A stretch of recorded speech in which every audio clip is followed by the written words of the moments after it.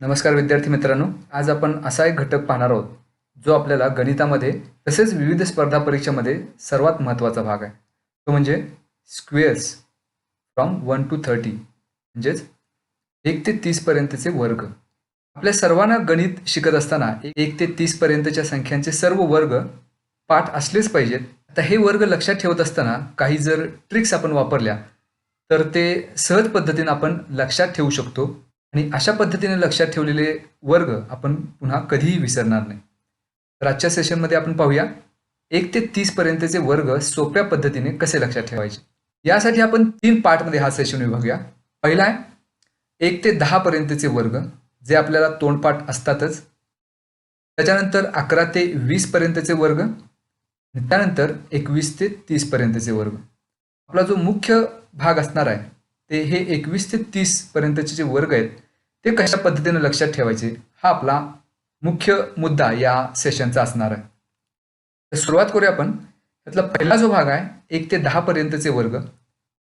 आपल्याला 1 ते 10 पर्यंतचे पाढे सर्वांना पाठच असतात, त्यामुळं हे लक्षात ठेवणं अवघड जाणार नाही. म्हणजे एखाद्या संख्येचा वर्ग म्हणजे काय, तर ती संख्या 2 वेळा घेऊन त्यांचा गुणाकार करणं. याचा अर्थ 1 चा वर्ग 1, कारण 1 गुणिले 1 म्हणजेच 1. 2 चा वर्ग 4 आहे, याचा अर्थ 2 गुणिले 2 4. 3 गुणिले 3 9. तर अशा पद्धतीने 1 ते 10 चे वर्ग आपण सहज पद्धतीने लक्षात ठेवू शकतो.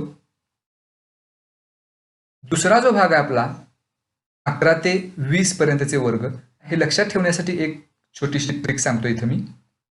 तर सुरुवात आपण करूया सर्वात ज्या सोप्या संख्या आहेत 15 आणि 20 यांचा वर्ग कसा काढायचा.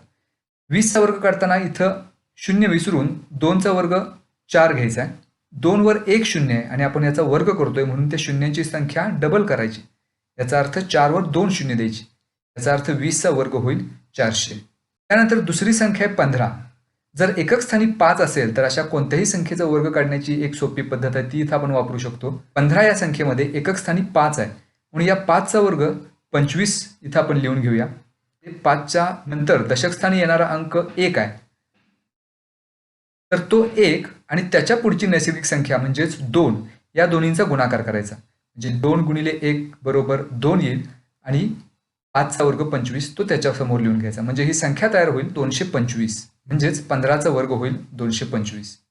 तर 15 आणि 20 चा वर्ग झाल्यानंतर 15च्या अगोदरच्या ह्या ज्या 4 संख्या आहेत 11, 12, 13 आणि 14, त्यापैकी एक एक संख्येचा वर्ग कसा काढायचा ते आपण पाहूया. 11 चा वर्ग 121. आता हा 121 ही संख्या कशी आली ते आपण पाहूया. 11 या संख्येमध्ये एकक स्थानी 1 आहे आणि दशक स्थानी सुद्धा 1 आहे. एकक स्थानी जी संख्या 1 त्याचा इथं वर्ग करून घेऊया. त्याच्यानंतर दशक स्थानी एक संख्या आहे त्याचाही वर्ग करून घेऊया आणि मध्ये या दोन संख्यांच्या गुणाकाराची दुप्पट करायची. याचा अर्थ 1 गुणिले 1 आणि त्यांची दुप्पट करायची म्हणून त्याला 2 न गुणायचं. हे सगळं केल्यानंतर 1 चा वर्ग मिळेल 1. शेवटी एकक स्थानच्या 1 चा वर्ग सुद्धा मिळेल 1 आणि हा जो मधला गुणाकार आहे म्हणजे 1 गुणिले 2 यांचा गुणाकार येतो 2. म्हणजेच ही संख्या मिळेल 1 2 1. याचाच अर्थ 121. म्हणून 11 चा वर्ग 121. हीच पद्धत वापरून आपण 12 चा वर्ग काढू शकतो. 12 या संख्येमध्ये एकक स्थानी 2 आहे म्हणून या 2 चा वर्ग इथे लिहू. दशक स्थानी 1 आहे म्हणून इथे 1 चा वर्ग आणि मध्ये या दोन्ही संख्यांच्या गुणाकाराची दुप्पट म्हणजे 1 गुणिले 2 गुणिले 2. हे सोडवल्यानंतर 1 चा वर्ग 1 मिळेल, 2 चा वर्ग 4 मिळेल आणि हा जो मधला गुणाकार आहे 2 गुणिले 2 4 आणि 4 गुणिले 1 4. म्हणजे ही संख्या मिळेल 1 4 4. याचा अर्थ 144. हीच पद्धत वापरून 13 चा वर्ग आपण काढू शकतो 169. तर या तीन संख्यांचे वर्ग लक्षात ठेवल्यानंतर 14 चा वर्ग काढण्यासाठी याच पद्धतीने आपण ते सोडवू शकतो किंवा 13 आणि 14 यांच्यामध्ये आपण सहसंबंध लावू शकतो. म्हणजे 13 चा वर्ग 169 आहे तर इथं 1 नंतर येणारी 6 आणि 9 या संख्यामध्ये फक्त अदलाबदल करायची म्हणजे 14 चा वर्ग मिळेल 196. अशा पद्धतीनं 11, 12, 13 आणि 14 हे वर्ग आपण सोप्या पद्धतीने काढू शकतो. त्यानंतर 16 चा वर्ग 256 हा सुद्धा आपण याच पद्धतीने काढू शकतो. म्हणजे 16 चा वर्ग काढताना 11 ते 14 यांचे वर्ग काढण्यासाठी जी पद्धत वापरली तीच पद्धत आपल्याला वापरायची आहे, फक्त त्याच्यामध्ये थोडासा बदल करायचा आहे. म्हणजे 16 चा वर्ग करत असताना 16 या संख्येमध्ये एकक स्थानी 6 आहे, 6 चा वर्ग आपण करून घेतला. दशक स्थानी 1 आहे, इथं 1 चा वर्ग लिहिला आणि मध्ये या दोन्ही संख्यांच्या गुणाकाराची दुप्पट म्हणजेच 1 गुणिले 6 गुणिले 2. हे सोडवल्यानंतर आपल्याला असं लक्षात येईल की 1चा वर्ग 1 मिळेल, पण 6चा वर्ग 36 मिळेल. आणि हे 36 घेत असताना यामधला फक्त एकक स्थानचा 6 इथं लिहून घ्यायचा आणि उरलेले जे 3 आहेत दशक स्थानचे ते पुढच्या संख्येमध्ये मिळवायचे. म्हणजे 12 अधिक 3 इथं होईल 15 आणि एक संख्या आहे तशीच. मधल्या स्थानी परत 15 ही संख्या आली. इथं 2 अंकी संख्या आपण घेऊ शकत नाही, मग इथं 5 ठेवायचं आणि दशक स्थानी एक जो अंक आहे तो पुढच्या स्थानामध्ये मिळवायचा. म्हणजे 15 पैकी 5 ठेवून घेतले आणि हा एक पुढच्या स्थानामध्ये शतक स्थानामध्ये मिळवला तर 1 अधिक 1 होईल 2. म्हणून संख्या मिळेल आपल्याला 2, 5, 6 म्हणजेच 256. अशा पद्धतीने 16चा वर्ग 256 आपल्याला मिळेल. हीच पद्धत वापरून आपण 17चा वर्ग काढू शकतो. 17चा वर्ग मिळेल 289. पुन्हा एकदा पहा, एकक स्थानी असणारा 7चा वर्ग, दशक स्थानी असणारा 1चा वर्ग आणि मध्ये या दोन्ही संख्यांच्या गुणाकाराची दुप्पट. 7चा वर्ग 49 मिळेल, पैकी 9 इथं ठेवून घ्यायचे. 7 आणि 2 यांचा गुणाकार 14 येईल आणि 4 ही संख्या 14 मध्ये मिळवायची म्हणजे 18 मिळेल. या 18 पैकी 8 मधल्या स्थानी ठेवून घ्यायचे आणि 1 दशक स्थानचा पुढच्या स्थानामध्ये मिळवायचा म्हणजे 1 अधिक 1 तयार होईल 2. म्हणजेच ही संख्या मिळेल 2, 8, 9 म्हणजेच 17चा वर्ग 289. हीच पद्धत वापरून 18चा वर्ग आपण 324 हा मिळवू शकतो आणि 19चा वर्ग 361. अशा पद्धतीनं आपण सोपी पद्धत वापरून 11 ते 20 हे वर्ग सुद्धा काढू शकतो. त्याच्यानंतर पुढचा महत्त्वाचा भाग आपला येतोय तो म्हणजे 21 ते 30. या संख्यांचे वर्ग लक्षात ठेवताना सुद्धा आपण सर्वात सोप्या संख्यांपासून करू, 30 आणि 25. त्यापैकी 30 या संख्येचा वर्ग काढताना 3चा वर्ग आपण करू 9 आणि 3 वर 1 शून्य आणि आपण वर्ग करतोय म्हणून शून्यांची संख्या डबल करायची म्हणजे 9 वर 2 शून्य द्यायचे. याचा अर्थ 30चा वर्ग मिळेल आपल्याला 900. त्याच पद्धतीनं 25चा वर्ग करण्यासाठी एकक स्थानी आता 5 आहे म्हणून 15चा वर्ग करताना जी पद्धत आपण वापरली तीच पद्धत इथं वापरायची. म्हणजे एकक स्थानी 5चा वर्ग 25 आपण लिहून घेतला आणि दशक स्थानी 2 आहे. 2च्या पुढची नैसर्गिक संख्या 3 आहे. 2 आणि 3 यांचा गुणाकार करूया. 2 आणि 3चा गुणाकार येईल 6 आणि त्याच्या पुढे 25. याचा अर्थ आपल्याला 25चा वर्ग मिळेल 625. या दोन संख्यांचे वर्ग झाल्यानंतर आता 21 पासून सुरुवात करू.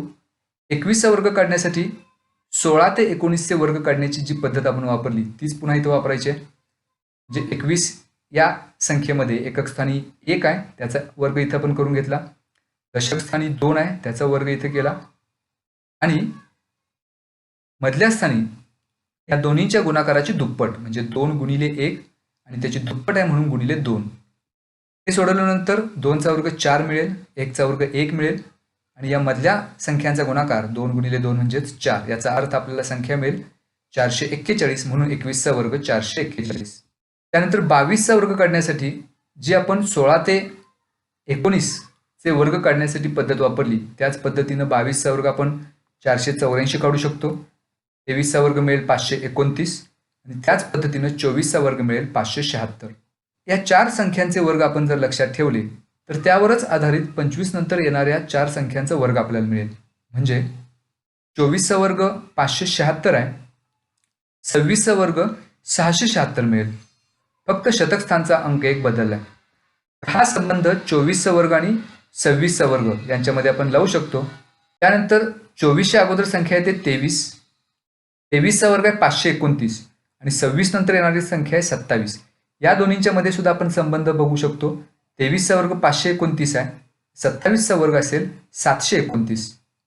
इथे सुद्धा आपल्याला 23 आणि 27 यांच्यामधला जर आपण संबंध पाहिला तर या पद्धतीने आपण 23चा वर्ग 529 आणि 27चा वर्ग 729 हे दोन्ही वर्ग लक्षात ठेवू शकतो.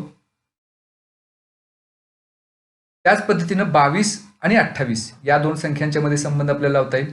22चा वर्ग 484 आहे, 28चा वर्ग असेल 784. म्हणजेच एकक आणि दशक स्थानचे अंक समान आहेत, फक्त शतक स्थानचा अंक बदलायचा. म्हणून 22चा वर्ग 484 असेल तर 28चा वर्ग 784. तर या दोन संख्यांच्या मध्ये सुद्धा या पद्धतीनं संबंध लावून आपण हे वर्ग लक्षात ठेवू शकतो. त्यानंतर राहिलेली संख्या 21 आणि 29 त्यामध्ये सुद्धा याच पद्धतीनं 21चा वर्ग आहे 441 म्हणून 29चा वर्ग असेल 841. कारण ह्या संख्यांचे वर्ग क्रमाक्रमाने वाढत जातात म्हणून 784 नंतर येणारी संख्या आणि ज्याचा संबंध 21च्या वर्गाशी असेल. म्हणून 21 आणि 29 यांच्यामध्ये जर आपण संबंध प्रस्थापित केला तर आपल्याला लक्षात येईल की एकक आणि दशक स्थानचा अंक समान आहे. म्हणून 21चा वर्ग 441 तर 29चा वर्ग 841. या पद्धतीने हे वर्ग जर आपण लक्षात ठेवले तर हे वर्ग आपले परत कधीही विसरणार नाही. अशा पद्धतीनं 1 ते 10, 11 ते 20 आणि 21 ते 30 या संख्यांचे वर्ग लक्षात ठेवण्यासाठी ही ट्रिक वापरून आपण हे वर्ग कायमस्वरूपी लक्षात ठेवू शकतो.